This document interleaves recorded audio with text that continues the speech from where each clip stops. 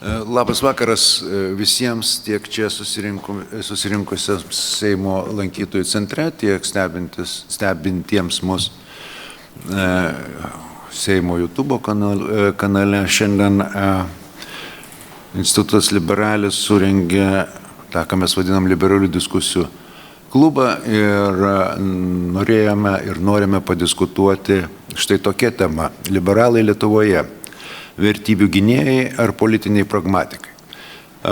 Atvirai prisipažinsiu, to neslėpiau ir pakvietęs diskutantus, kad pretekstas tokiai diskusijai yra gana paprastas.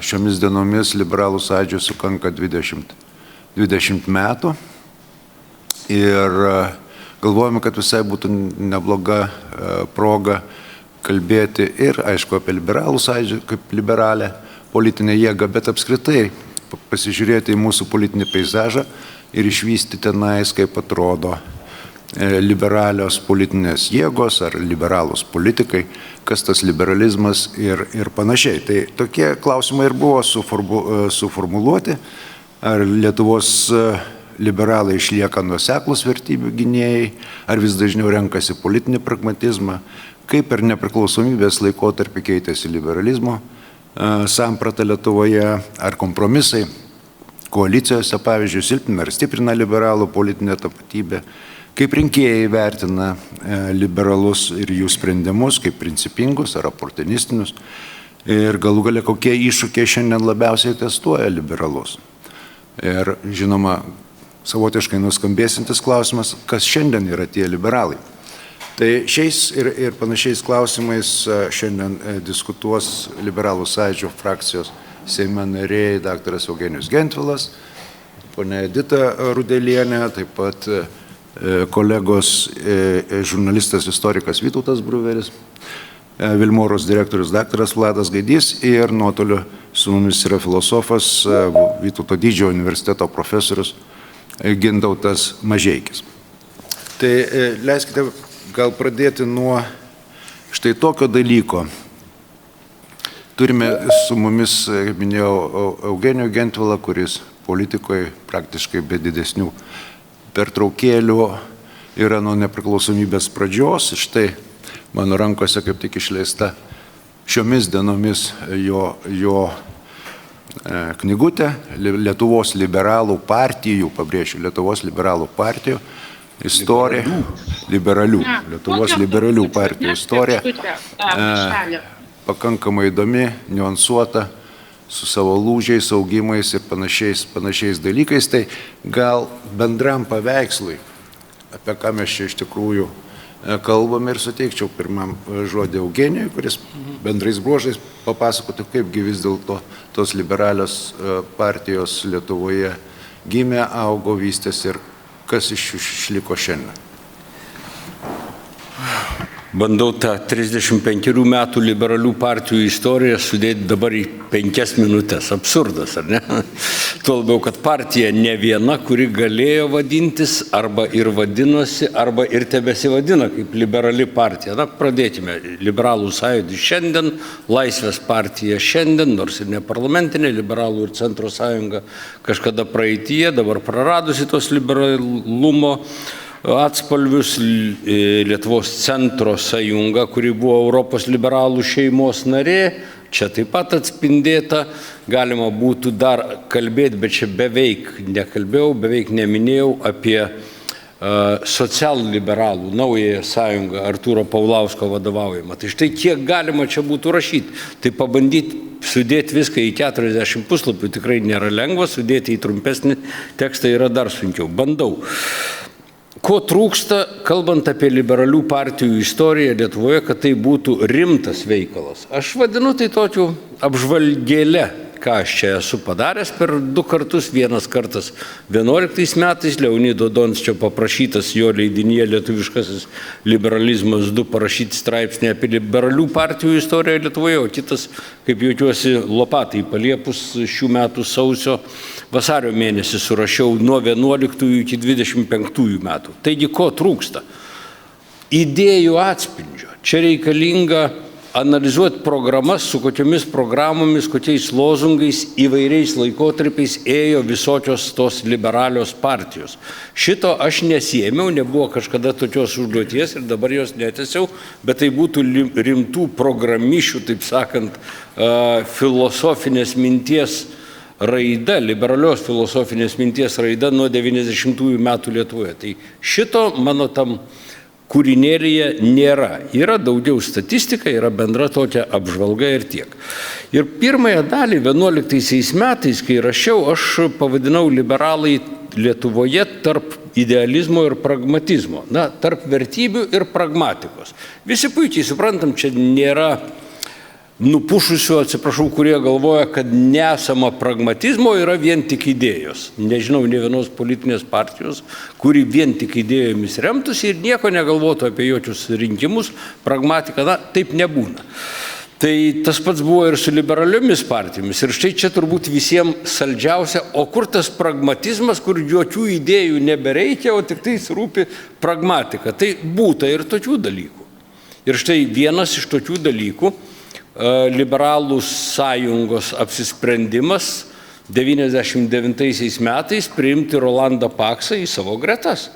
Rolandas Paksas buvo konservatorių Vilniaus meras, konservatorių partijai atstovavo kaip premjeras nuo 99 birželio 10. Kodėl aš pabrėžiu birželio 10? Kam rūpi politika ir įdomybės, tai galiu pasakyti, premjeras iš Telšių kilęs Gediminas Vagnorius, gimęs birželio 10, buvo priverstas atsistatydinti, nes prezidentas Valdas Adamkus pareikalavo. Ir vietoje birželio 10 gimusio telšiščio Gedimino Vagnoriaus prezidentas Valdas Adamkus paskyrė naują premjerą iš Telšių kilusį Rolandą Paksą, kurio gimimo diena taip pat birželio 10. Tai po to, kaip žinote, Williams International ateina į Lietuvą, Paksas tampa be galo populiarus, nes atsisako, kaip vėliau matome, populistiškai ir ne visai pagristai pasirašyti sutartį su Williams International dėl mažeikių naftos akcijų pardavimo. Jis tampa labai populiarus, štai ant tos bibliotekos laiptų, taip sakant, 10-tūkstantiniai mitingai, o mes kaip partija prastoje situacijoje. Tai yra, aš partijos pirmininkas esu Klaipėdos meras, ruoštis artėjantiem 2000 Seimo rinkimam tikrai sudėtinga, negaliu garantuoti dėl sėkmės, partijos sėkmės ir štai Pakso, premjero Pakso atstovas spaudai Jonas Čekuolis, kuris yra mūsų partijos narys, pasiūlo arba sako, Paksas svarsto ir ieško kitos politinės partijos. Gal pažaistim su juo, gal susitikim, gal kalbėkim. Pragmatizmas nuveda link to, kad 99 gruodžio 4 dieną Paksas tampa mūsų partijos pirmininku. Aš pasitraukiu iš mūsų pirmininkų, užleidžiu vietą Paksui, jis man padovanojo Laisvės varpą, paskui jau jis vaikšto po kurio laiko su Ku Klux Klano, taip sakant, kepuraitėmis. Bet tas pragmatizmas 2000 metų Seimo rinkimuose davė Liberalų sąjungai 34 Seimo mandatus. Aš pats buvau paskutinis sąraše, nesiekiau tapti Seimo nariu, likau Klaipėdos meru, lyg ne dėl savęs, bet partija kaip tokia, mes susidėjome su Rolandu Paksu ir tai yra juodas pragmatizmas, kurį tenka konstatuoti. Idėjos ten, taip sakant, kaip Paksui jos rūpėjo, tai čia atskira kalba. Dar vieną tokį pragmatizmą pasakysiu. 2002 metų savivaldos ir prezidento rinkimai, na, šiuo atveju svarbiau savivaldybių rinkimai. Kęstučio Glavecko signataro vadovaujama Centro sąjunga gauna 162 mandatus savivaldybių rinkimuose. 4. vieta politinių partijų tarpe. Mano vadovaujamas Liberalų sąjūdis, Liberalų sąjunga, gauna 166 mandatus. 3. vieta politinių partijų tarpe. Kadagi daugiau susijungti dviem politiniam jėgom negu tada, jeigu ne tada, kai abiem pasisekė. Nes iki tol būdavo vieni aukštai, kiti žemai, paskui atvirkščiai. O čia puikiai susitarėme, prezidentas Valdas Adamkus atsistojo už viso to. Mes su Centro sąjunga sutarėme, kad jungtinės partijos pirmininką pasiūlys Liberalų sąjunga. Ne Centro sąjunga, o Liberalų sąjunga. Liberalų sąjunga nusprendžia pasiūlyti mane į būsimos jungtinės partijos pirmininkus. Tačiau tada prasideda genijaus Artūro Zuoko žaidimas. Jis pasigauna Kęstutį Glavecką, sako, Kęstai, tu signataras, Eugenijus signataras, kodėl Eugenijus tampa partijos pirmininku, o tu netampi? Kęstutis, kadangi daug ir atvirai kalbėjom tom dienom, prie mane sako, žinai, yra tokia mintis, sako, kodėl tu? Nu, sakau, todėl, kad susitarėm, gal reikia naujo žmogaus. Sakau, aš nesutinku, nes tas naujas žmogus Artūras Zuokas. Na, bet Liberalų sąjunga nusprendžia Zuoko įtakoje, kad reikia pakartotinai pabalsuoti, kas bus Liberalų sąjungos atstovas, kandidatas į bendros jungtinės Liberalų centro sąjungos pirmininkus. Rezultatas partijos valdyboje 9-8. 8, kurie balsavo už mane, buvo liberalai iš regionų. 9, kurie balsavo už Artūrą Zuoką, Vilniaus merą Artūrą Zuoką, visi buvo Vilniečiai. Kitaip sakant, Liberalų sąjungoje įvyko skilimas. Pragmatinis skilimas, kaip man kolegos Vilniečiai pasakė, tu suprask, sako, mes ne prieš tave, bet mum, Vilniečiam, reikalinga Vilniaus mero Zuoko kaip galima didesnė įtaka. Ir šitaip Zuokas tampa bendru kandidatu nuo Liberalų sąjungos ir bendru pirmininku susijungus Liberalų ir centro sąjungai. Visiškas vilnietiškas pragmatizmas, kuris baigėsi štai kuo.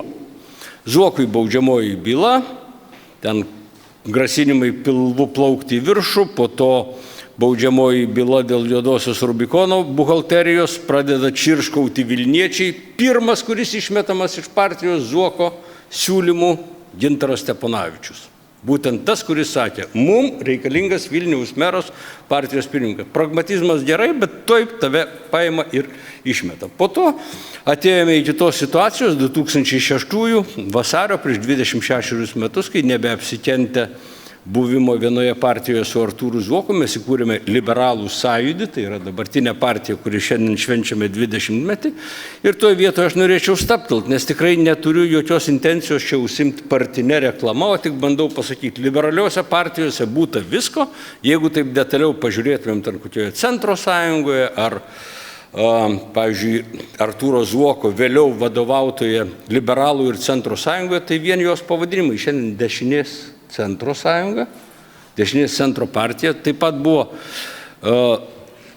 Lietuvos laisvės sąjunga, judėjimas taip ir taip toliau, visokių nebeprisimenu net pavadinimų, bet didžiausias jų laisvės iššūkis arba išpuolis buvo tada, kai sąrašo lyderių prisėmė 20-aisiais Remigijų Žemaitaitį, antroje vietoje Artūras Paulauskas, trečioje vietoje Artūras Zuokas. Štai ta trijulė vaidino liberalus. Kas iš to liko po to, patys matom. Zuokas prezidentų rinkimų išvakarėse 24-aisiais pasako, mes remiame krikščionį Igną Vėgėlę, nes mes visada buvome krikščioniškais pagrindais gyvenanti partija. Išgirdau tą po to, kai jau buvo praėję 18 metų nuo išėjimo iš tos partijos. Pasirodo, jie krikščioniškais pagrindais gyveno. Tai visko būta, aš skeptiškai su šypsena žiūriu į mūsų partijos pragmatiškas išdaigas, tai leidžiu savo tada ir skeptiškai su šypsena pažiūrėti ir į kitų partijų viduje buvusias visokias pragmatizmo apraiškas ir išdaigas. O greta to aš tikrai noriu pasakyti, ideologinis darbas, idėjos tikrai buvo labai stipriai atspindimos, labai principingai to siekdavome, bet ne visada pavykdavo. Tiek. Ačiū Eugenijau už tą liberalių politinių jėgų tarpusavio santykių aiškinimas ir kaip gimė vienas ar kitas politinis veiksnys. Čia buvo užsiminta apie tai, kad reikėtų, būtų įdomu, taip sakant, patyrinėti ar mokslininkams ar galų gale ir patiems, kaip atrodo skelbiamos vertybės deklaracijos ir manifestuose. Aišku, nepamirštant, kad deklaracijos manifestai yra viena, o praktika yra kita. Tai prie šito taip pat grįšim ir aš čia prašysiu profesoriaus Gintauto Mažeikio, bet prieš tai Editos keli prisiminimai. Tai sveiki visi ir čia, ir ekrane. Eugenijaus tikrai buvo pristatymas įdomus ir kas šiandien mes turime šitą knygutę, aš vakar jau ją visą perskaičiau ir ypatingai mūsų partijos nariams ir kitiems rekomenduoju paskaityti. Aš pati liberaluose, tikrai nesu nuo pradžios, bet pusėje knygutėje jau maždaug esu. Ir ruošiant iš tai diskusijai, galvojant apie tą, kiek yra pragmatizmo, kiek vertybė, aišku, norėtųsi matyti kiekvienam politikui sakyti, kad vertybės partijoje yra vienos svarbiausių, bet aš net apie savo skyrių galvodama ir trumpai su Eugenijum prieš diskusiją kalbėdama, mes Trakoje su skyriaus ir pirmininkė. Tai mūsų istorija irgi atspindėta šitoj knygutėje yra, bet mes pradėjome nuo centristų. Ir paskui buvo susijungimas su liberalais, liberalcentristai. Ir kaip tik atsimenu momentą, aš tuo metu tikrai dar buvau jauna partijos narė ir nebuvau nei skyriaus vadovybėje, bet kai buvo tas skilimas ir atvažiavę pas mus buvo tuo metu Steponavičius ir Aušrevičius ir sako, kad kvietė lygtai, kuriamas naujas darinys ir mes skyrius, aš tuo metu tikrai sakysiu, pragmatiškai matyt pasirinko, nes mes esame Trakai, arti sostinės, reikia likti lygtai prie liberalcentristų, čia yra Zuokos ir mes likome. Tai tas pragmatiškas sprendimas, man atrodo, tuo metu buvo prastas.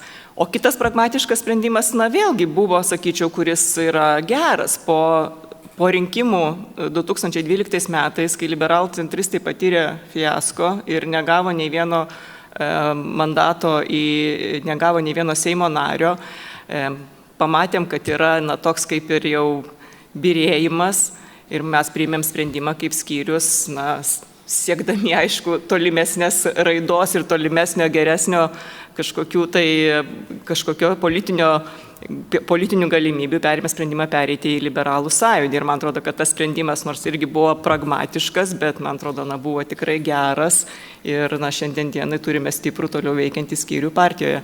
Tai tų dalykų, kada yra pragmatiški kai kurie sprendimai, bet jie vienu momentu duoda neigiamus, kitų momentų teigiamus rezultatus, tai tikrai matyt yra, reikia tą pripažinti. Ačiū, Edita, už papildymą, tik tai patvirtina kaip čia pasakyti, tam tikrą klampumą politinio liberalizmo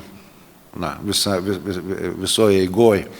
Ir tas iš tikrųjų kartais, aš prisimenu, buvo diskusijų ir su politologais ir bandyta tą genezę atskleisti ir paskui mes žiūrėdavom į tas genezės ir interpretacijų, atvirai pasakė, iš tikrųjų be gal daug, kas tas tikrasis liberalas arba nuo ko iš tikrųjų tas liberalizmas prasidėjo. Bet grįžkime prie to, ką užsiminė ir Eugenijus apie, taip sakant, filosofinę politinę liberalizmo pusę arba apie ideologinę. Kaip profesoriui Gintautui Mažeikiui atrodytų tas 30-metis liberalizmas, ar jis kaip politinė ideologija, ar jis evoliucionavo, turbūt taip, bet ar iš tikrųjų galim, pavyzdžiui, kalbėti apie lietuvišką politinį liberalizmą?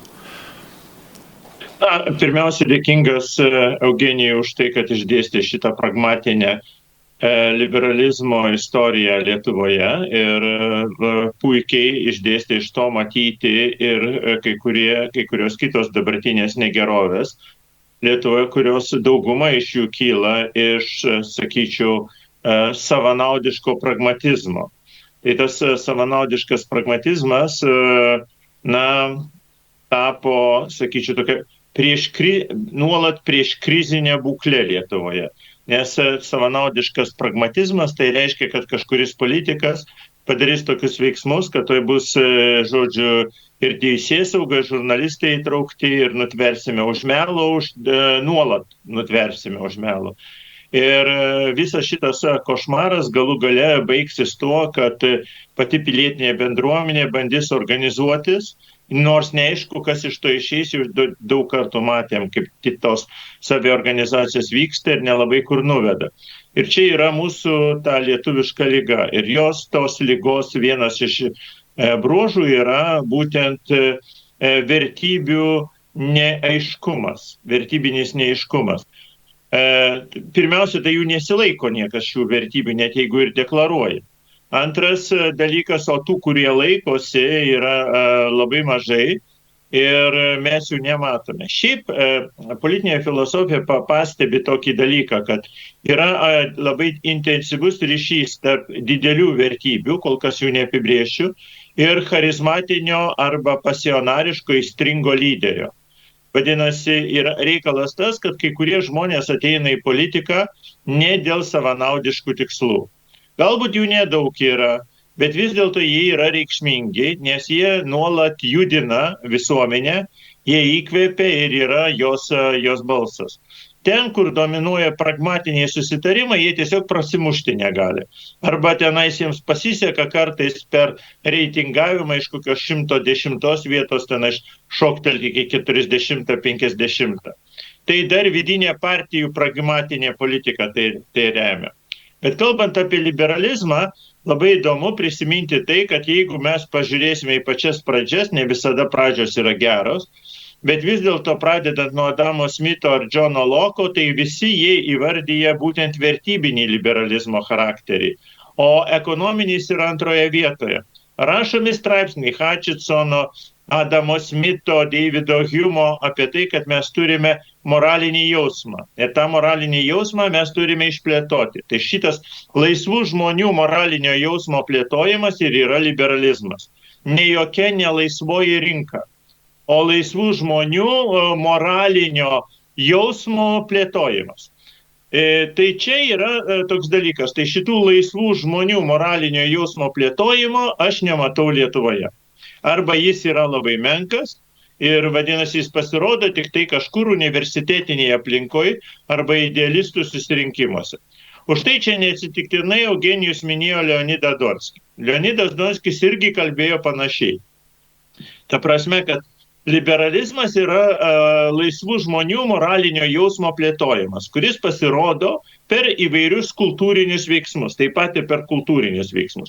Žinoma, kad tie dalykai nusirita po to ir ekonomika, į ekonomikos rytį ir be abejonės pasireiškia ir politikoje. Šitas apibrėžimas dėl moralinių jausmų plėtojimo anaiptol neprieštarauja, pavyzdžiui, ir Hayeko samprotavimams, kuris atrodo yra labai ekonomistas, bet pradeda nuo to, kad mūsų sąmonė neturi būti vergiška. O vergiška sąmonė, kaip jau daugelis tų pačių liberaliai mąstančių žmonių, apibrėžia vergišką sąmonę, pirmiausia yra baikšti sąmonė. Jinai bijo prieštarauti, bijo nesutikti, bijo organizuotis tarpusavyje, jinai visą laiką yra išsigandusi visur kur. Išsigandusi, kad iš partijos išmes, išsigandusi dirbti universitete, išsigandusi dirbti įmonėje, kad tave visą laiką prispaustų ir tada, kada mes esame išsigandę, štai šitas moralinis jausmas negali būti laisvas. Todėl laisva žiniasklaida yra vienas iš prioritetų, kurį galėtų liberalai remti, laisva žiniasklaida. Nes laisvosios drąsios žiniasklaidos dėka mes plėtojame ne tik purvus, žinoma yra ir tas dalykas, kad yra purvasklaida, bet taip pat laisvos žiniasklaidos dėka mes padedame žmonėms plėtoti jų orumą, kovoti dėl orumo, suprasti, kad jie gali drąsiai apsispręsti, gali bendradarbiauti, gali tarpusavį organizuotis ir gali padaryti labai reikšmingus veiksmus. Tai tik šitaip aš matau, kad laisva visuomenė gali apsiginti. Dabar kokią problemą šitoje vietoje aš matau su Lietuvos liberalais, čia jau Raimundas ją truputį paminėjo. Tai yra pirmiausia, kad atsirado tokia tendencija, ir Eugenijus paminėjo, kad susieti liberales vertybės su krikščioniškom vertybėm. Žinoma, buvo tas stebuklas, kad 17-18 amžiuje, kada formuojasi liberalizmas, tada sunku buvo įsivaizduoti, kad mano minėti autoriai kalbėtų ne krikščionišką temą, ne katalikišką arba ne protestantišką. Tiesiog kitokios nebuvo tuo metu temos. Tuo metu kitokios temos nebuvo. Bet dabar šiais laikais, kada jau po Friedricho Nyčės, po Čarlzo Darvino, po daugybė kitų mokslininkų užsiminėti naivę teologinę propaganda, aš nematau reikalo ir nesuprantu, kam to reikėtų liberalams. Liberalai gali būti laisvi ir galvoti, plėtoti savo pasaulietinės moralinės vertybės. Žinoma, kam tinka, kam reikia, jis gali būti ir musulmonas, ir katalikas, jeigu norite, ir stačiatikis, ir Romuvos lankytojas. Bet principas yra visai kitas. Principas yra tai, kad mes pripažįstame sekuliarias vertybės. Ir negali tenais vaiko gimimas arba moterų teisės būti apibrėžiamos teologiniu būdu, krikščionišku, katalikišku būdu ir už tai balsuotų liberalai. Man tai yra kosmosas, man tai ir iš viso nesuprantami dalykai, kas dedasi. Todėl, kad tai paneigia patį pasaulietiškumą kaip principą. Jeigu pas mus nėra pasaulietiškumo kaip principo, kurį galėtumėme apginti Lietuvoje, tai mes grįžtame į tarpukario Lietuvą. Tarpukario Lietuvoje kaip tik ir buvo visur teologiniai principai, netgi civilinės metrikacijos nebuvo iki sovietų okupacijos. Tai va čia yra istorija. Bet dabar, kai mes jau kalbame apie laisvų žmonių moralinės vertybės, kur mes ugdome ir puoselėjimą, tai šis darbas nėra paprastas. Mes įsivaizduojame, kad įlipame ir papasakome. Aš užsiiminėjau filosofiją 40 metų, ir paklauskit manęs, kada aš išdėstyčiau tas moralinės vertybės, aš jums kaip ir Arvydas Šliogeris atsakysiu. Čia yra labai sudėtingas klausimas, kurio didžiausi profesoriai jums neatsakys, o jeigu atsakys, tai meluos. Tai ką mums reikia šitoje vietoje daryti? Čia reiškia diskutuoti.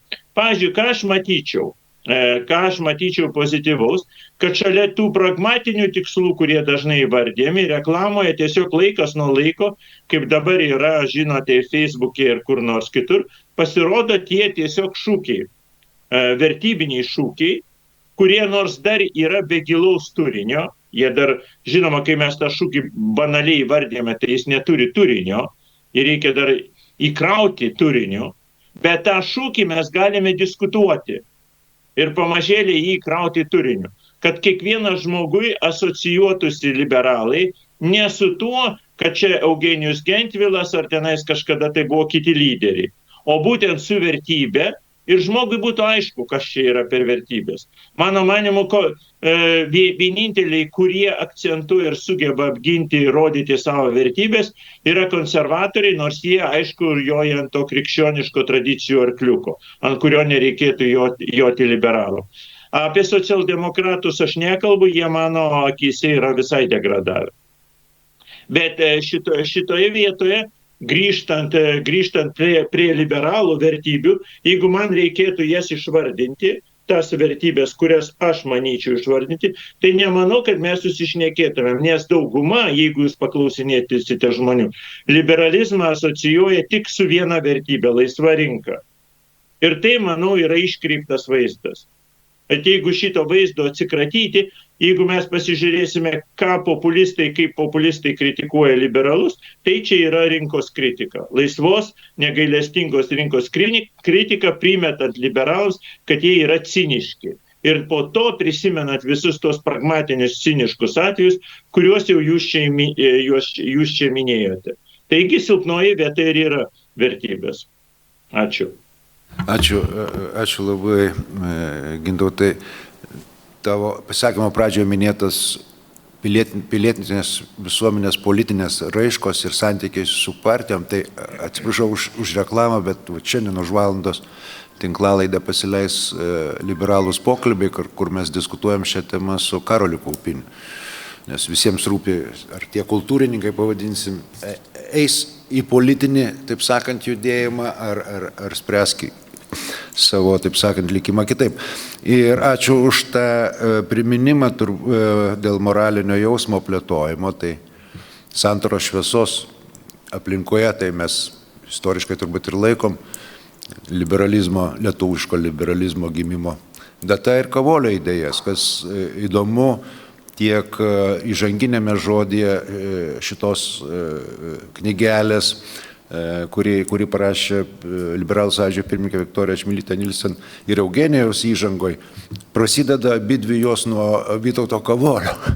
Kitaip tariant, nepamirštamas tas daiktas, kaip jisai realizuojasi, sakant, praktinėje ir politinėje veikloje, čia jau kitas būtų klausimas, aišku. Ir dėl pragmatizmo, tai mes kol kas kalbam tik apie vieną to pragmatizmo dalį, tai yra liberalų tarpusavio santykių pragmatizmą. Mes dar vėliau gal pradėsim kalbėti apie liberalų valstybinį pragmatizmą. Valstybinį, aš turiu omeny, iškylančius nacionaliniai politiko klausimus, kurie dažnai iš tikrųjų turi tam tikrų konfliktų su liberalų politinė arba kompromiso kažką, bet dar dėkim truputį tolimesnį, jeigu aš šitą plėsim, bet dabar aš norėčiau įkreiptis į Vytautą kaip istoriką, kaip žurnalistą, kuris stebi mūsų politinį gyvenimą, kaip tau atrodo ta liberalų politinė evoliucija ir kaip atrodo dabartinė jo būklė. Aš, jeigu galima, dar Raimondai, primink diskusijos pavadinimą mūsų. Liberalai Lietuvoje, vertybių gynėjai ir politiniai pragmatikai. Tai va, aš nežinau, man taip atrodo, gal šiek tiek dar verta, nežinau, gal aš čia ne visai adekvačiai, bet man atrodo verta dar šiek tiek prie pačios šitos alternatyvos staptelti ir sugrįžti. Taip sakant, reflektuoti mūsų viso šito pokalbio esminė prielaida. Jinai suformuoluota kaip alternatyva. Vertybės ar pragmatizmas.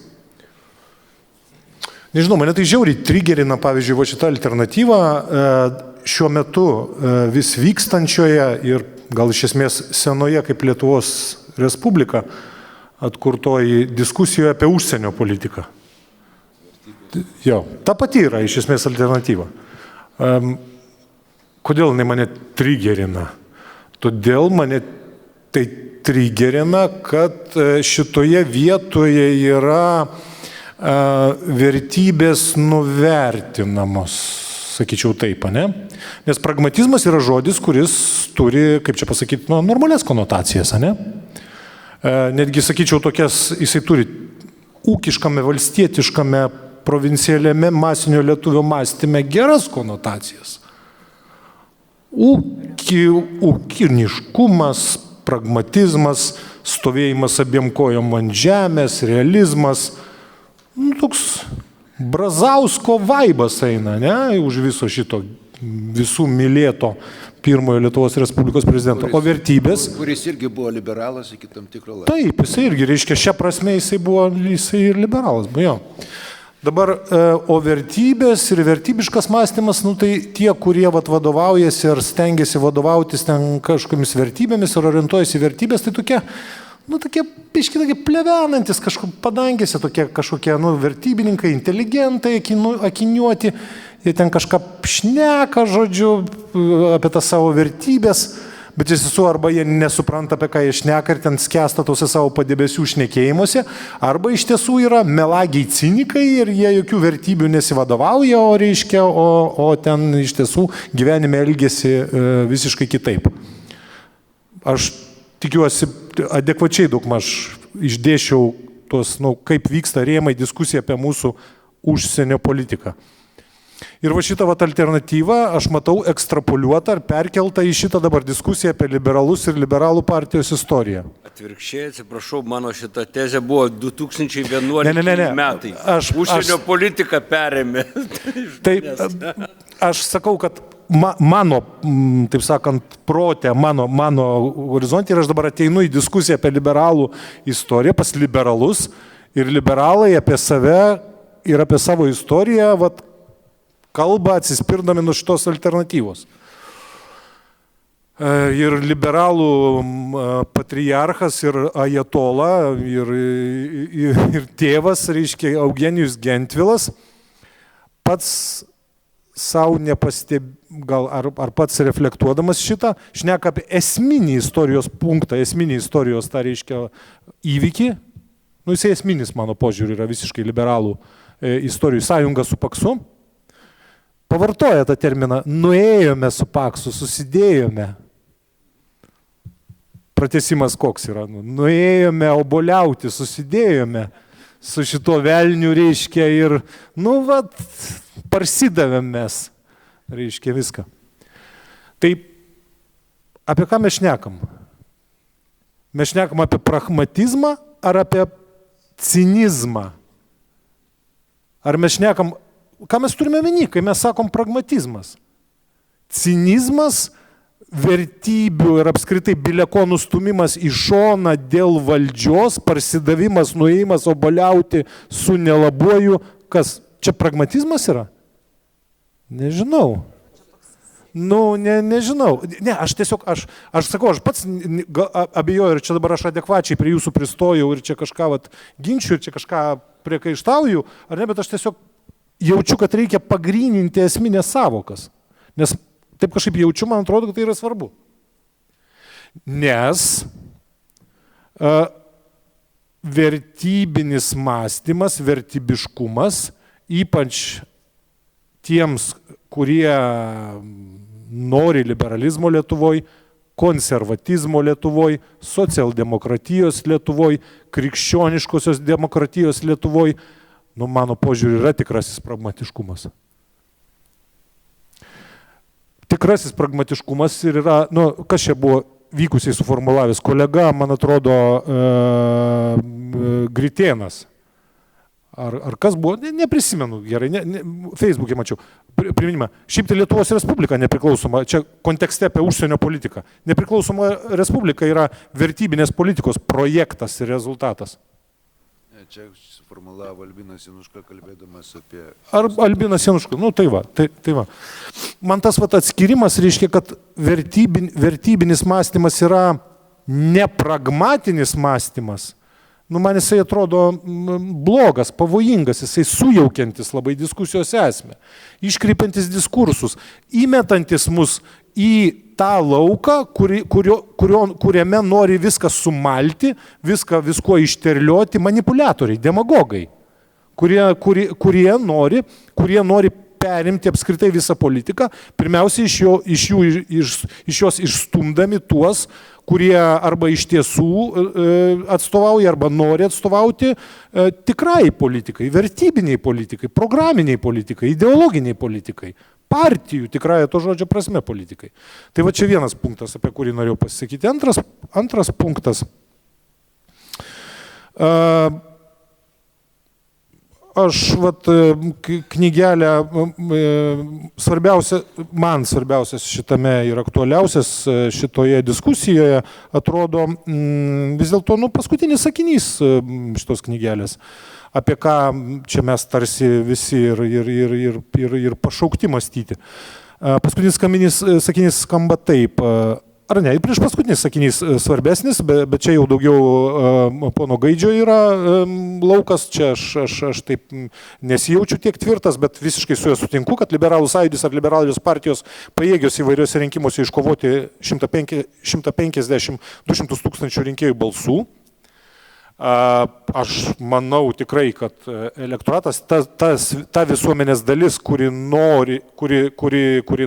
identifikuoja save su liberalizmu, nori, taip sakant, matyti liberalią politiką, jinai tikrai egzistuoja. Tik tai čia reikėtų pasigryninti, kas tai per segmentas ir kas turima omeny tradicinė ar dabartinėme lietuviškame istorinėme kontekste, kaip suvokiamas yra liberalizmas. Jo bėda čia, bent aš taip supratau, kad panašiai kalbėjo ir ponas Mažeikis, ir aš, jeigu aš teisingai suprantu, aš su tuo visiškai sutinku, kad istoriškai lietuvio rinkėjo masinėje savimonėje, masinėje sąmonėje liberalizmas buvo suvokiamas kaip ekonominė tokia doktrina. Reiškia, kaip kapitalizmas, laisvoji rinka, laisvoji ranka, žodžiu, nauda, pinigai ir panašiai. O būtent jo vertybinė pusė, vertybinis pamatas, vertybinė dalis, tai ką ponas Mažeikis vadino laisvų žmonių, taip sakant, tarpusavio jausmu ir tuo identitetu, jisai, ir iki šiol jisai nėra pakankamai apmąstytas. Ir man atrodo, aš visiškai sutinku, kad būtent į šitą vertybinį, tą idėjinį vertybinio identiteto lygmenį turėtų orientuotis tie, kurie nori liberalizmo Lietuvoje, ir va čia prieinu prie paskutinio sakinio. Norint gauti didesnį balsų skaičių, galimi 2 veikimo būdai. Arba didesnis populizmas, arba 100% struktūra visose savivaldybėse su populiariais vietiniais lyderiais. Su šitą alternatyvą aš irgi nesutinku, bet aš ką noriu pasakyti, kad man svarbiausias, dėl ko šitas sakinys atrodo. Nes, liberalai, kaip ir konservatoriai, kaip ir socialdemokratai, kaip ir krikščionys demokratai, jie privalėjo užpernai, pradėti vis dėlto mąstyti tai, kaip jiems atnaujinti savo pokalbį su visuomenė, su rinkėjais, su tais rinkėjais, su kuriais dar ir galima kalbėtis ir kuriuos jie norėtų grąžinti iš politinio pasyvumo juodosios duobės ir iš ten, kur juos pagrobė perėjūnai ir juodašimčiai. Kaip atnaujinti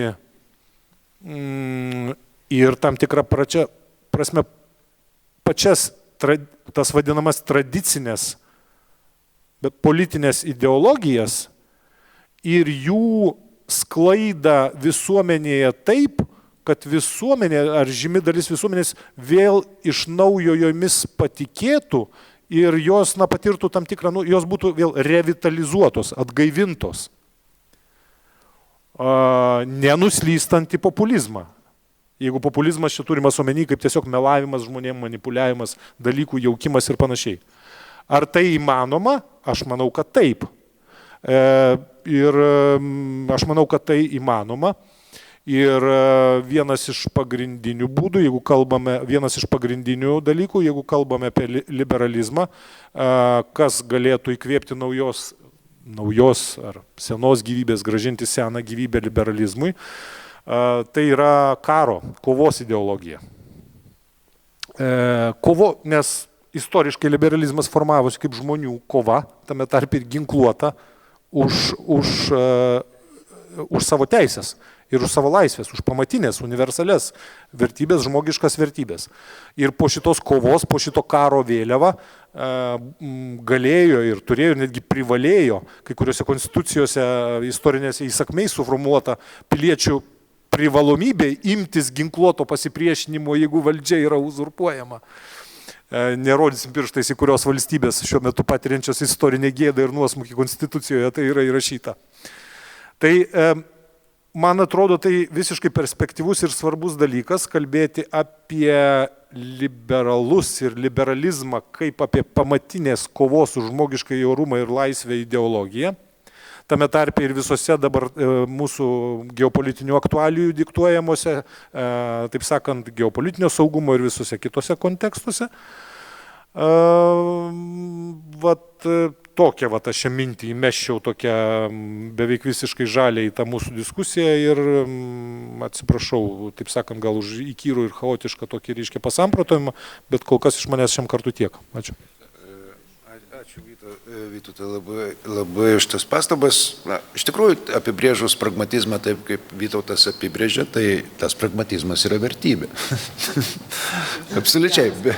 Bet matėsi to pavadinimo ir iššauktos reakcijos, pavyzdžiui, ir tavo, tai iš karto ta diskusija, taip sakant, ypač apie apibrėžimus ir savokas, o tai yra bene svarbiausia politikoje, žinoti, ką ta savoka viena ar kita reiškia iš tikrųjų ir jos vartojimas, kaip atrodo ir taip toliau. Tai Eugenijus nori reaguoti, bet jau buvo užsiminta apie Vladą, tai po Eugenijos reakcijos, jeigu Edita nenorės, ne.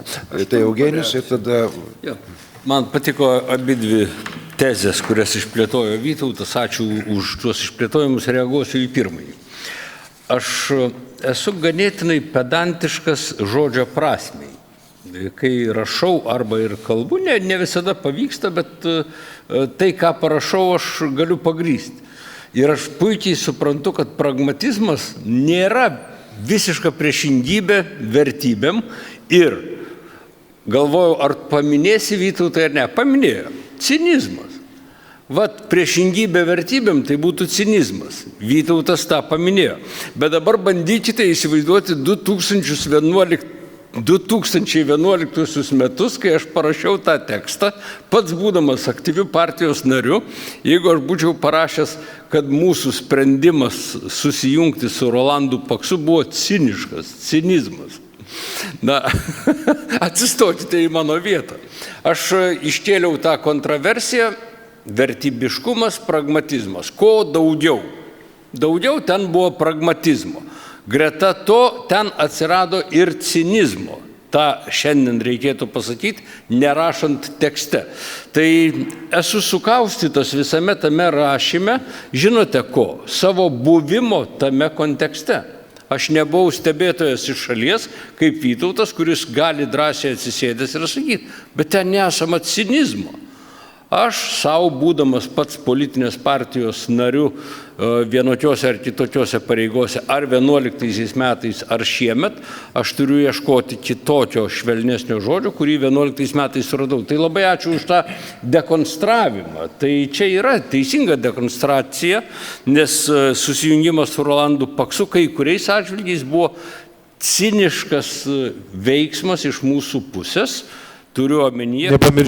Nepamirškime dar tada šalia buvusios naujosios politikos koalicijoje čia minėtos naujosios sąjungos vadinamos socialliberalų, kurie buvo nei naujoji, nei sąjunga, nei nei liberalai. Liberalai, taip. Tai visiško cinizmo čia galėtum irgi atrasti, bet kaip pats esi įvykių aktyvus dalyvis ir vakar, ir šiandien, ir dar galvoji rytoj, kas 11 metais taip galvojant ir atsitiko, štai 15 metų, tai esu suvaržytas tų dalykų, bet ačiū už dekonstravimą.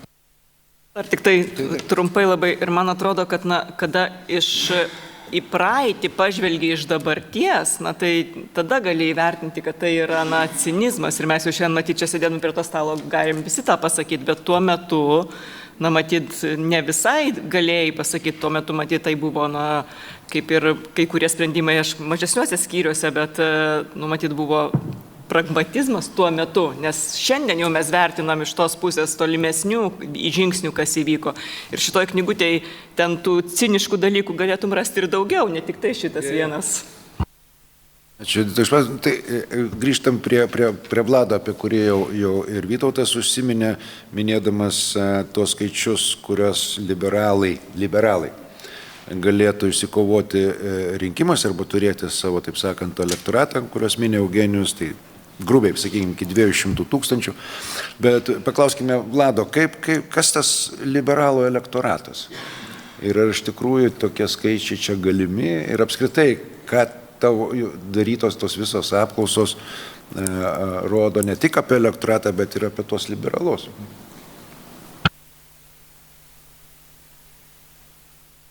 Pasakysiu kiek vėliau, o šiaip tai aš atėjau ne dėl vertybių, čia ypatingai įdomi ir svarbi diskusija, aš dėl jubiliejaus atėjau, tiesą pasakius, kad o dabar man sunku persiorientuoti viską.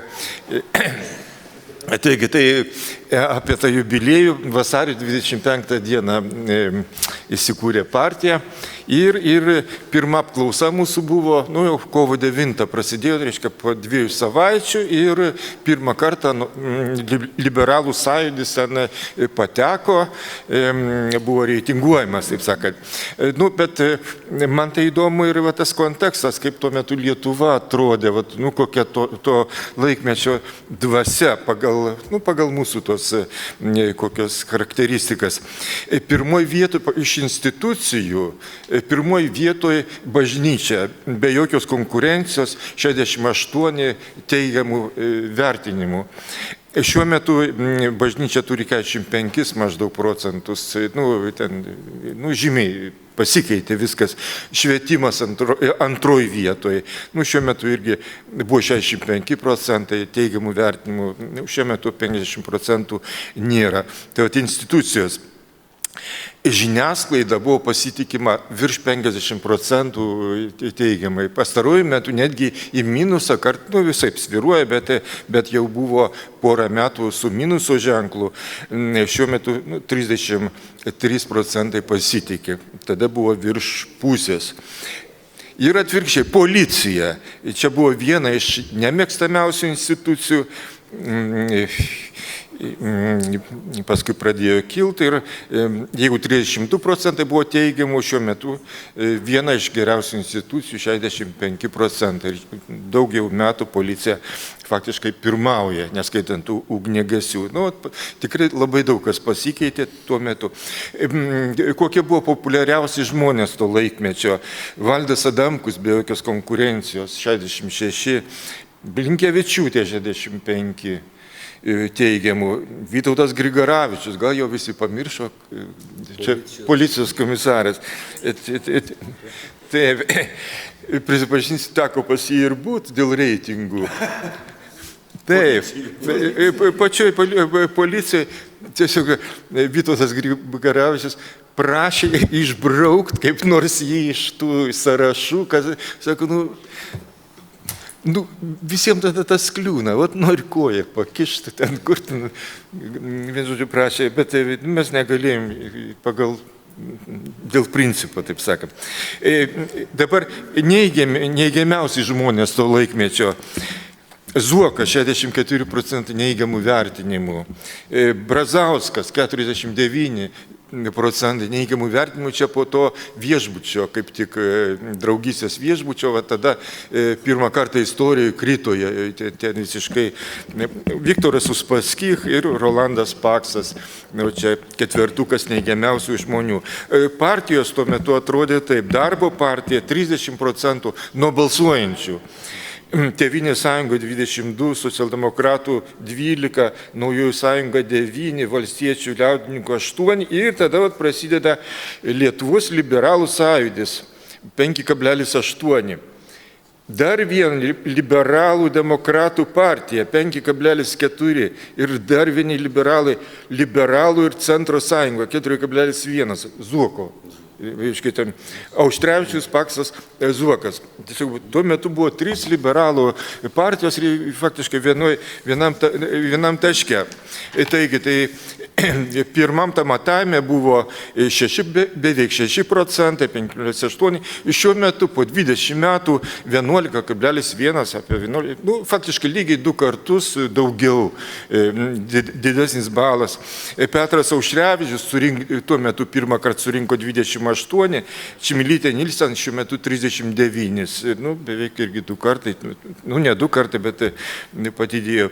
Jeigu žiūrėt tuos 20 metų, kada ten kas sekėsi ar nesisekė, geriausias rezultatas tai buvo 15 metų pavasaris. Pavasaris, kovas, balandis, gegužis, birželis, apklausose surinkdavo partija 18-20% nuo balsuojančių. Tai yra labai daug.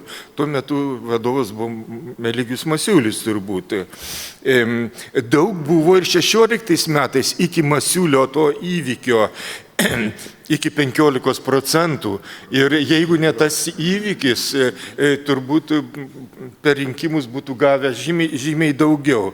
O tas įvykis, kaip pavadinti, čia buvo, sumažėjo per pirmą mėnesį 3 kartus, gal 2 kartus, čia 2,5, bet paskui atsistatė, partijos reitingas atsistatė, o Masiulio jo neatsistatė ir čia yra chrestomatinis atvejis, kito tokio atveju apie 30 metų nebuvo, kad žmogaus reitingas populiaraus, labai populiariaus žmogaus kristų per 1 minutę turbūt, kaip ten, televizijoje ekspozicija, kiek ten truko, ten 3 minutės. Ir, reiškia, teigiamų vertinimų krito 4 kartus, per minutę skaitykim, o neigiamų nuo 20 iki 60%, 3 kartus neigiamų jis tapo neigiamiausių politinių personažų iš vieno iš populiariausių. Tokio atveju nėra ir gal ir nebus, tai čia tuo požiūriu. Dabar paskutinis mano posmas apie, koks tas elektoratas. Čia tas elektoratas jis beveik nesikeičia ir taip jau ir banalu ir sakyti, kad tai ir jaunesni, ir kvalifikuoti, ir pažangus, ir sėkmingi, ir taip toliau. Ir Vilniui dabar šiuo metu, kaip atrodo tas, kad jaunumas. Tarp jaunimo iki 30 metų toj grupiai už liberalų sąjūdį balsuotų 36% to jaunimo. 36%. Tai yra pirma vieta. Reiškia, tarp jaunimo, žiūrėtas partijas, tai yra pirmoji vietoje liberalų sąjūdis. Antroji vietoje toliau Tėvynės sąjunga. Vilniuje daug yra. Turiu pasakyti, kad dėl to jaunimo aš buvau apsirikęs prieš keletą metų ir ten viešai aš kažką interpretavau ir net visiškai neteisingai. Kai buvo Laisvės partija tuo metu, tie matavimai rodė, kad elektoratas sensta. Elektoratas sensta ir man pasirodė, gal čia taip yra ir lyderiai amžėja. Toks yra žodis. Ačiū.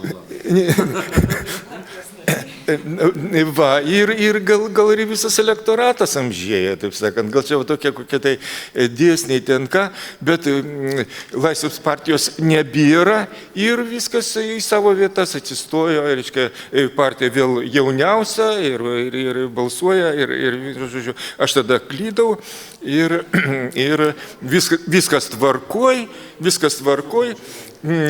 partija yra jauna ir savo kūnų, elektoratas, turiu galvoti, ir savo sielų, tai lyderiai partijos. Štai ir pakelkim tostą. Aš tai išgirdau frazę, kad Laisvės partijos nebėra. Tai čia gimtadienio proga mums. Čia baisus netaktas. Yra Laisvės partija, puikiausiai. Pastebėjimą, patiksnimą.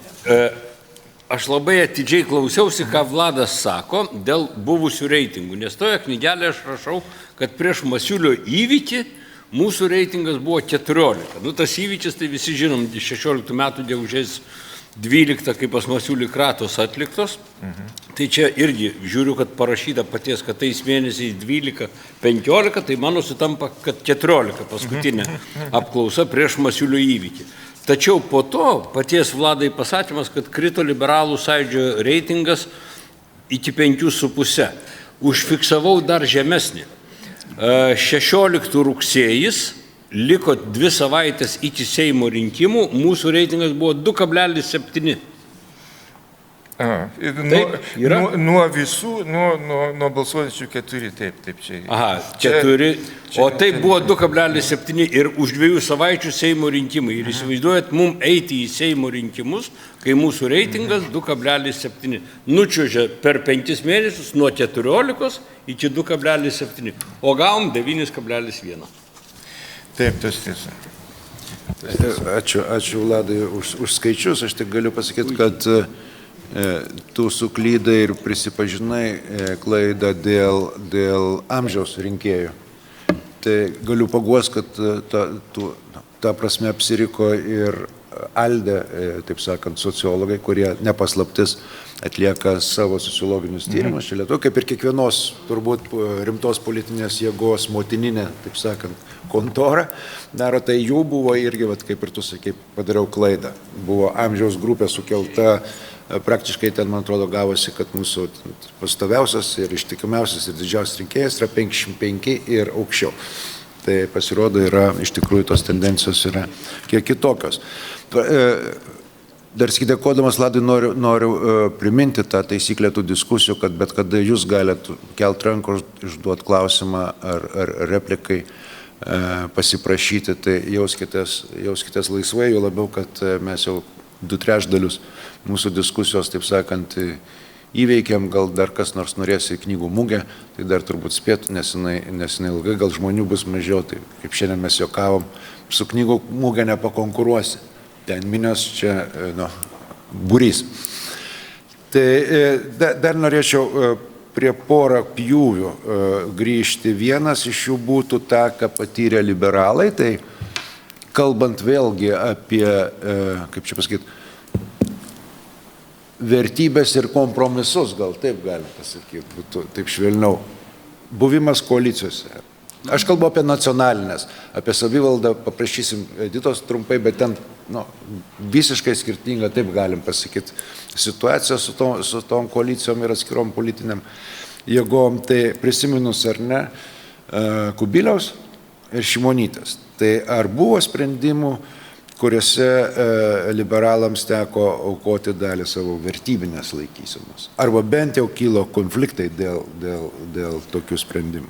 2008-aisiais, kai formavosi Kubiliaus vyriausybė, aš buvau Europarlamento narys ir niekaip praktikoje nedalyvau formuojant tą daugumą ar vyriausybę, bet akivaizdu, kad kiek prisimenu, liberalai labai stipriai kovėsi su Kubiliumi dėl to, kad mokesčių neleisime didinti. O visur kitur padarė kompromisus, nes priešingų atveju, nebūtumėm ten atsidūrę. Tik primenu, kad Kubiliaus vyriausybėje buvo 4 partijos: konservatoriai, liberalų sąjūdis, Zuoko liberalų centro sąjunga ir Tautos prisikėlimo partija. Kai mes šnekam apie tai, kad pas mus trūksta kažkokių vertybių, tai pagalvokim, kad egzistavo ir mus lenkia pagal populiarumą tokios partijos kaip Tautos prisikėlimo partija, kurios programa buvo 10 Dievo įsakymų. O toliau, kas ką nori, tas tą daro. Tai mes kartais save plakame ir vanojame dėl to per mažo vertybiškumo, kai greta to egzistuoja, aš nežinau, pseudo, kvazi ar parazitiniai dariniai, kurie... Tai susiję, bet kartais aš pats save arba mus per daug plaku ir noriu čia šituo pasakymu parodyti, o kai jie egzistuoja, štai tokie dalykai, kurie paskui išsilaksto ir patys pamiršo, kokioj partijai buvo. Aš čia priminsiu 23 metų savivaldos rinkimus, kai vienas Palangos politikas atsistoja, sako, aš esu Eimutis, pavardės nesakysiu, Lietuvos liberalų, Lietuvos regionų partijos narys. Jis pats supainiojo, kurios partijos narys yra ir taip toliau. Tai dabar 20 metai, vertybiniai praradimai. Visur padarytos nuolaidos. Visur padarytos nuolaidos liberalai turėjome padaryti vien dėl to, kad mes patys savo viduje buvome skirtingi. Žiūrėk, mes galėjome kartu su Laisvės partija galbūt riebiai kaip nors kalbėti ten apie tuos klausimus homoseksualių asmenų ir taip toliau. Ką mes galim pakalbėti, kai mūsų pačių frakcijos viduje 4 žmonės buvo ir išliko iki kadencijos pabaigos, kurie nebalsavo už tą klausimą. Jau mes savo viduje turime pasiekti kompromisus, kad eitume kartu, tai eidami į koaliciją mes turime dar daugiau pasiekti kompromisų, jeigu randam šitą žodį. Tai aš noriu pasakyti, bet kuri politinė dauguma yra susitarimo dalykas, nuplaukia aštrus kampai į šalis, mes matome net ir šitą koaliciją sudarytą, pavyzdžiui, leidžiama vienai partijai nesilaikyti susitarimo, kad atsisakys neliečiamybės, jeigu prokuroras kreipsis. Tai čia kalbėti kaip nors kitaip, aš nežinau, deja negyvename idealistinėme pasaulyje ir visi suprantam, kad koalicijos formavimas yra galimas atsisakant visom partijom tam tikrų dalykų, programinių įsipareigojimų, kurie buvo tos partijos programoje. Ir čia kalba ne tik apie liberalus. Šiek tiek dar papildydama Eugenijų, klausydami Gintauto ir apie tai, kad minėjo, kad mes labai dažnai iš tos ekonominės prizmės laisva rinka, bet taip ir matyti istoriškai ir parlamente gaunasi, kad būnant ypatingai ar valdančioji dauguma, ar opozicijoje mes daugiausiai diskutuojame arba kritikuojame ir mokesčių politiką, jeigu jinai yra keičiama ir ypatingai kai keliami mokesčiai.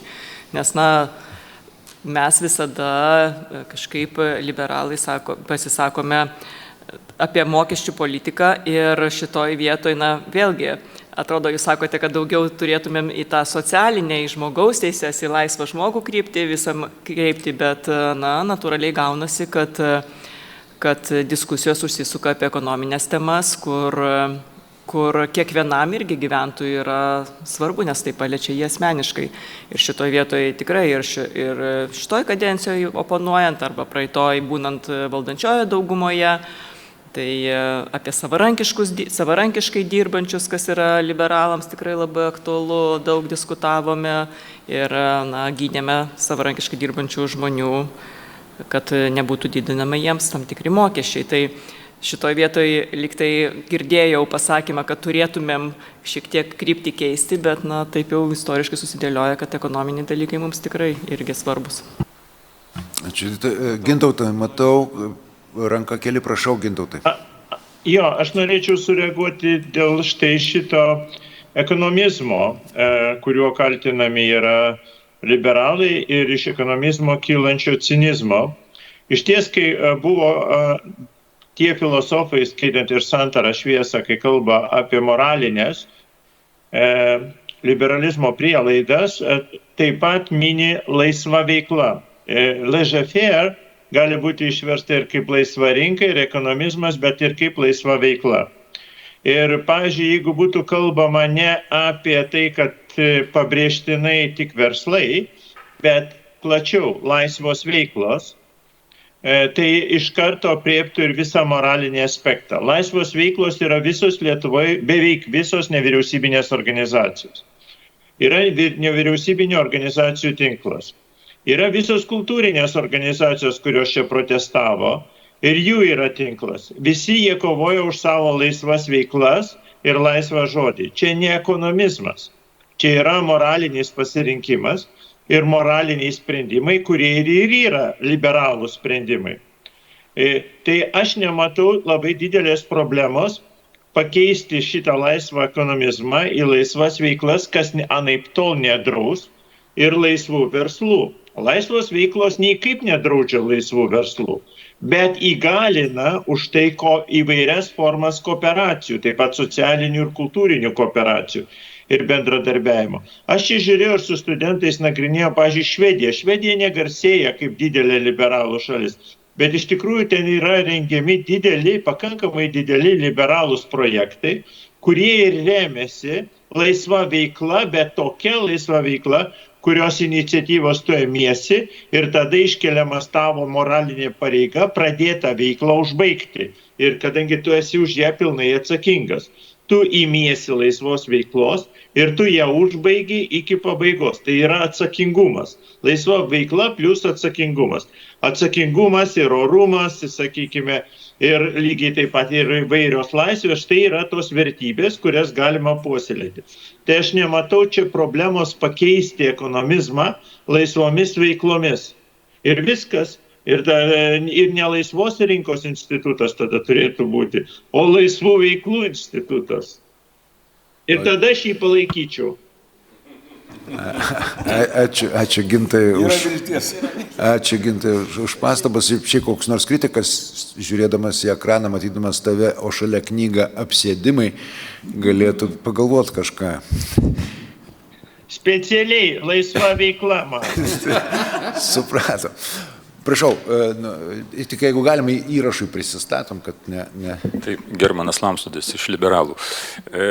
Dabar aš iš tikrųjų norėjau atliepti tiek tai, ką kalbėjo Gintas, tiek ką kalbėjo Vytautas ir tiek, ką kalbėjo Edita. Aš iš tikrųjų manau, kad mums nereikėtų demonizuoti kažkokiu tai būdu ekonominės veiklos.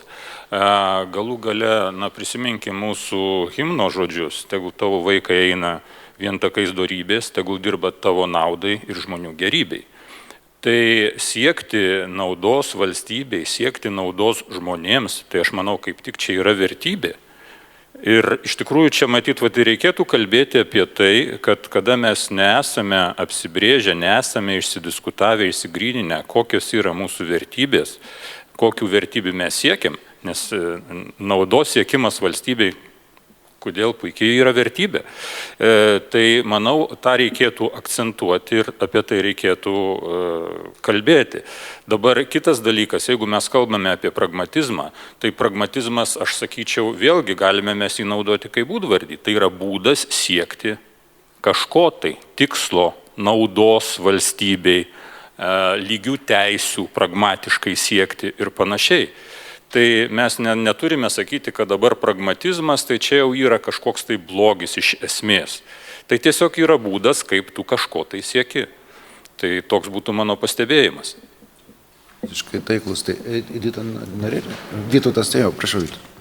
Tai labai gerai, aš to ir siekiau, kad pasiaiškintume savokas ir labai ačiū Jums savo tą paskutinį inputą, nes man taip atrodo, kad jisai apima esminį dalyką, tą esminę tematiką, kuri yra paskutinėme sakinyje šitos knygelės. Tai vis dėlto ką daryti, ne? Kas kaltas mes jau žinom, taip? Dabar ką daryti pagrindinis klausimas. Tai aš kartoju, mano nuomonė, tos partijos ir politikai, tikrai ta žodžio prasme partijos ir politikai, kurie nori būti partijomis ir politikais, kuriem yra iškilęs egzistencinis uždavinys sukovoti lemtingą egzistencinį ir galbūt paskutinį mūšį su antipolitika. Jų esminis uždavinys ir yra įrodyti visuomeniai dar kartą, kad jų vertybės, politika kaip tokia ir politinės vertybės turi tiesioginį ryšį su gyvenimo realybė, nauda ir visais kitais egzistenciniais dalykais, tiesiogiai liečiančiais kiekvieno žmogaus gyvenimą ir interesus. Būti liberalu naudinga, reikia būti liberalu, jeigu tu nori gyventi normaliai. Konservatorium reikia būti, socialdemokratu, krikščionių demokratu. Ir tame tarpusavyje kovoti ir diskutuoti ir konkuruoti dėl to, kas šitame rate. Nes dabar vyksta antipolitika. Antipolitika siekia visuomenėje įrodyti, kad visa tai yra nesąmonės. Jos neturi jokio ryšio su tikruoju gyvenimu. O tikrasis gyvenimas yra macht, galia, jėga, vadas ir destrukcija, kurią tas vadas vienintelis gali įvykdyti ir įvykdys. Ir destrukcija yra pagrindinis. Antipolitika perka žmonės, kaip čia tas angliškas žodis yra, kas čia man pasidarė, angliškai žodžiai lenda, reiškia. Vokiškas, ne, aš norėjau dabar panaudoti anglišką žodį, angliškas žodis lust yra, geidulys, aistra, patrauklumas, ne toks su seksualinė potekstė, destrukcijos. Štai ko perka antipolitikai visuomenė. Baimė. Ir senu mitu, itin puoselėtų ir tokio, reiškia, pragmatiko ūkininko kaip Brazauskas, kad politika, jinai politika ir partijos ir visos ideologijos ir tradicinės, jos neturi, tai yra politikavimas, tai yra rietinos, tai yra tuščias laiko, tai yra irgi destrukcija, kenkia valstybei. Ir čia iš esmės pateisinant tą virš 50% laikyseną ir požiūrį tų, kurie į rinkimus neina niekada. Ir su pasididžiavimu ir kaip vertybė pasako, kad aš nesidomiu politika. Kol galų gale viskas baigėsi tuo, kad jeigu tu nesidomi politika, politika pradeda domėtis tavimi. Ir politika dažniausiai pradeda domėtis tavimi taip, kad viskas baigėsi tuo, kad tu važiuoji, reiškia, kartu vežime vienam ar gyvuliniam vagone ir kaimynas tavęs klausia, klausykit, o į kurią koncentracijos stovyklą mus veža. Žinokit, aš tikrai nežinau, aš nesidomiu politiką. Tai kaip žmonėm parodyti tiesioginį ryšį tarp tų visų vertybių ir tarp to, kad tos vertybės yra visiškai pragmatinis dalykas, tom prasmėm, apie kurias mes čia kalbėjom, čia yra pagrindinis ir liberalų, ir visokių kitokių egzistencinis uždavinys. O populiarūs lyderiai, infrastruktūra visose savivaldybėse ir panašiai, tą turi ir antipolitikai. Ačiū Vytautai už pasisakymą. Iš tikrųjų, kaip sakom, politikuoti, paniekinantis veiksmažodis, nors jisai kilęs iš žodžio politika. Tai politiko, taip sakant, jeigu jis yra politikas pagal profesiją, tai ką jis daro? Jis politikuoja. Vėl mes grįžtame prie to, kad mes gyvename laikotarpį ir tai yra esminė problema sąvokų sujaukime ir devalvacijoje. Ir sąvokų, kurios anksčiau, ne visais laikais, buvo bent aiškios ir buvo suprantame, apie ką mes kalbame, jos yra išmuštos iš po kojų. Viešajame diskurse, visuomeniai, valstybei, politikai. O čia yra didžioji bėda. Kaip grąžinti tos sąvokas į vietą ir dar grąžinti jom gyvybę. Dar antra tendencija, kurią lydi tą, kad tu sakai, devalvacija, yra nenormalumų, kaip reiškinio. Nenormalumo tapimas normalumu, kas vėlgi iškraipo visą tikrovę, bet Gintautas laukia ilgai. Gintaras. Gintaras, atsiprašau. Galiu keisti temą. Temą galiu keisti. Ačiū. Vaičiakauskas, paprastas žmogus. Pone Gaidy, klausimas jums. Šių metų kovo 11 dieną Laisvės partija patvirtins savo partijos pirmininku Vytautą Mitalą. Kaip Jūs galvojat, ar 28 metais Seimo salėje sutilps dvi liberalų partijos - liberalai ir Laisvės partija? Ačiū. Arba kuriems bus gal vis dėlto mišios? Ačiū. Kokios prognozijos, kitaip tariant?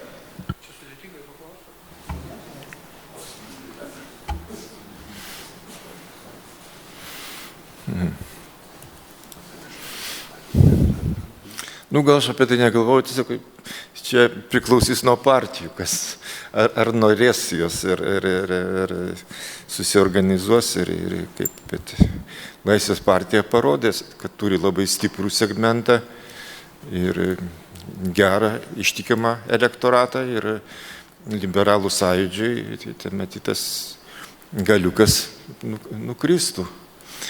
Bet iš Tėvynės sąjungos gali ir ateiti, jeigu jie pasidarys labiau konservatyvūs, jeigu iš tikrųjų jie pasidarys krikščionys demokratai, konservatoriai, tai šiuo metu pas juos labai akivaizdžiai matosi, kad kažkada tai buvo tokia senimo partija, kaip čia pavadinti, kaip dabar socialdemokratai. Prieš kiek tai metų atsirado jaunimo labai ženklus segmentas, liberalus segmentas, akivaizdžiai liberalus ir Šimonytė ir liko ir tas senimas, o toks dvigubėjimas. Tai čia priklausys ir nuo Laurino Kasčiūno, taip sakant, retorikos ir nuo ko, ar jis neatbaidys tą segmentą. Jeigu atbaidys, tai pas jūs ir jūs priimsit. Čia kaip buvę. Jo, prašau, Eugenijus. Man Vytauto labai patinka, visų patinka man pasakymai. Vytautas pasakė, kas kaltas, tai žinom. Tai problema, kad nelabai žinom, čia atskira studija reikalinga. Tik vienas save galėtumėm, buvęs ten politinis vadas, pusvadis, apibarstyti pelenais, bet yra ir giluminių dalykų. Tai čia vienas dalykas. Antras dalykas, aišku, kad aš supaprastintai parašiau, kad galimi būdai padidinti rinkėjų skaičių, tai yra peržengti 200 000 rinkėjų, galimi du būdai - populizmas arba stiprus vietiniai lyderiai. Beje, paskaičius visą tą knygelę, kitaip skambėtų ir tas mano paskutinis sakinys. Populizmo aš kai kuriuos atvejus paminėjau, Antaną Guogą, tada mes gavom maksimaliai 16,5%, tai yra 190 kelis tūkstančius balsų Europarlamento rinkimuose, kai jų vedlys, sąrašo vedlys buvo Antanas Guoga, kuris be gėdos jausmo užsiėmė popsu. Ir ar aš tą proteguoju ir siūlau? Ne, nesiūlau. Galėčiau dar čia nepaminėtą vieną populizmo pavyzdį paminėti, kai liberalus ištiko sėkmė 96-ųjų Seimo rinkimuose. Vienas liberalas buvo išrinktas, Švenčionyse Kęstutis Trapikas buvo išrinktas. Mes partija turime vieną Seimo narį, organizuojame seminarą Palangoje, kaip liberalams ir laimėti kaimiškame rajone. Seminaro tema. Pagrindinis pranešėjas Kęstutis Trapikas. Na, jis nebuvo labai iškalbus žmogus ir jis šviesiai tiesiai pirmų ir paskutinių sakinių pasakė, aš pažadėjau, kad atpiginsiu cukrų. Nes tuo metu cukrus kažkaip labai brango, ar ten akcizus uždėjo, ar kas. Ir jis prisipažino, sako, aš laimėjau Seimo narių vienmandatėje Švenčionyse dėl to, kad pažadėjau pigesnį cukrų. Na ir štai, va tau pasakyk, kad populizmas neveikia. Jis veikia. Ar aš tą siūlau? Gink Dieve, ne. Ir štai tada kitas dalykas - stiprus regioniniai lyderiai. Mes kai kur net skyrių neturime. Ta reikia konstatuoti. Nekalbant jau apie tai, kad stiprių regioninių lyderių kai kur nėra, nes pačių skyrių nėra. O ką reiškia stiprus regioninis lyderis? Na, aš paimu Trakų skyrius, bet ir tai ne pati didžiausia sėkmės istorija. Tauragė. Atėjo jaunas tuo metu jauniausias meras, jis dar tik kandidatavo į merus, taip išdėstė savo platformą, kad laimėjo tada turbūt 9 mandatus, kiti rinkimai, pats laimi mero rinkimus Dovydas Kaminskas pirmame ture, partija gauna 14 mandatų iš 25. Stiprus regioninis lyderis ir jo sėkmės istorija Vilniuje per visą Lietuvą. Bet kodėl jisai stiprus? Todėl, kad turi labai aiškią ideologinę platformą, ne visi laimėję tuos mero rinkimus arba didelę sėkmę, ne visi remiasi liberaliom, taip sakant, visom vertėm. Kai kur mes turime labai ryškius lyderius, kurie labiau populistiniai yra, tą irgi reikia. Tai štai aš tą antrąją versiją, stiprus regioniniai lyderiai, pirmiausiai noriu liberalumu paremtos stiprybės. Tarkim, aš, kad nelikčiau kaip nesuprastas, bet ir nenoriu per daug kritikuoti. Mūsų sėkmė Pagėgių savivaldybėje. Mes negalim sakyti, kad ten mūsų lyderiai yra liberalizmo apologetai. Jie yra žinomi vietiniai lyderiai, stiprus, bet jie tikrai nepuola ten liberaliasias vertybės Pagėgių žmonėm kišti. Ta reikia pripažinti. Kai Tauragė tuo atveju buvo visiškai kitokia sėkmės istorija. Tai subvariantų galima daugiau. Tai išbandė kai kur šitą populistinį kelią, pasisekė. Mano įsivaizdavimas arba vizija yra kitokia, ką pateikiau Tauragės atveju. Ačiū ir tada pačiai pabaigai vienas klausimas. Tam tikrą prasme jau buvo tam tikrų atsakymų jį, bet labai trumpai po kelis sakinius, jeigu galim visų paprašyčiau. Gal Gintautai nuo tavęs pradėčiau, jeigu tu esi dar su mumis. O klausimas būtų toks, kaip minėjau, kai ką mes jau kalbėjom, galbūt ir viską. Kokie iššūkiai šiandien labiausiai testuoja liberalus? Kokie iššūkiai šiandien labiausiai testuoja liberalus? Visada reikia mąstyti taip vadinamą zeitgeist, laiko dvasią. Ir laiko dvasia tai buvo šitie įvykiai, kuriuos mes matėme su kultūros protestu ir kiek ten buvo liberalų ir kaip jie pasireiškė. Vienas buvo testas. Kitas testas tai žinoma tie moraliniai skandalai, kuriuos mes matome aplink dabartinę koaliciją, kaip reikia jos atžvilgių laikytis ir kaip saugoti valstybės vertybės. Tai lygiai taip pat tai testas yra, kada jau minėti jauni žmonės turi tam tikrus savo laisvių, liberalių laisvių reikalavimus ir kiek juos atspindi, ar sugeba išreikšti liberalų partiją. Čia irgi testas.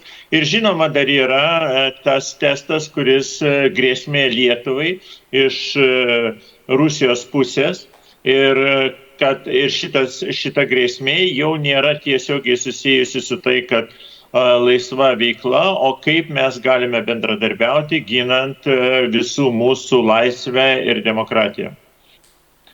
Ačiū, Gintautai. Gal Vytai pratęstum, bet trumpai.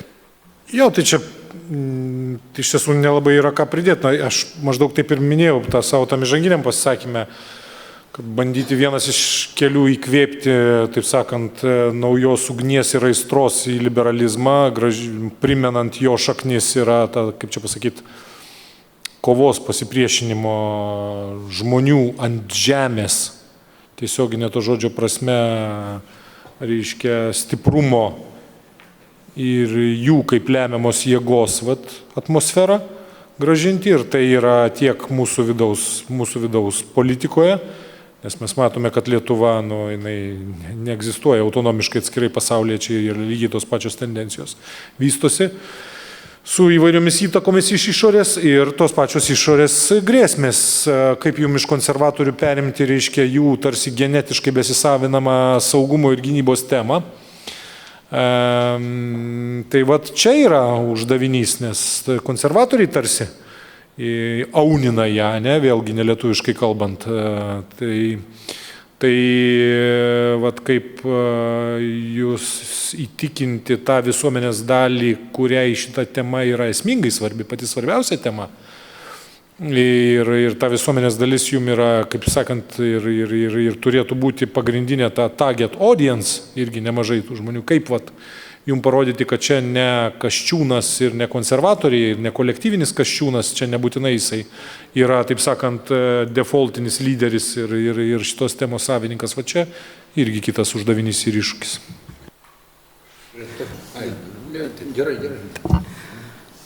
Tai man atrodo, kad šiandien kaip partijai mininčiai 20-metį tikrai yra be galo svarbu, kad vertybės, kurias turime, būtų kažkaip perduodamos visuomeniai, kad kuo daugiau žmonių patikėtų. O kitas dalykas, labai susijęs, tos liberalios demokratijos saugojimas, nes tai, kas vyksta šiandien su politikais, su visuomenė, vis daugiau to populizmo, tuščių skanduočių, visos geopolitinė situacija irgi neramina, tai man atrodo, būtent liberali demokratija, šiandien yra mūsų kaip liberalų pagrindinė užduotis. Vladai, gali. Šiaip taip, man atrodo, liberalioms idėjams šiuo metu tokia pakankamai palanki terpė yra, turiu galvoje, du tokie veiksniai. Jeigu žiūrėtų įvairiausius rodiklius optimizmo, pesimizmo, Lietuva išsiskiria tikrai Europai kaip optimizmo, vartotojų pasitikėjimo rodiklis, Eurobarometro daugybė. Kažkas yra pasikeitę ir šitas dar nelabai gal ir suvokita, kodėl. O liberalizme su to gal kiek tai ir susieta. Taip pat emigracijos veiksnys, jauni, energingi, laisvai mąstantys žmonės, yra tas ryšys ir čia, man atrodo, kad įtaka jau yra. Kaip probleminį momentą aš matau turbūt vienintelį, nesugalvojau kito. Tai sunkiausia yra, kaip čia pasakius,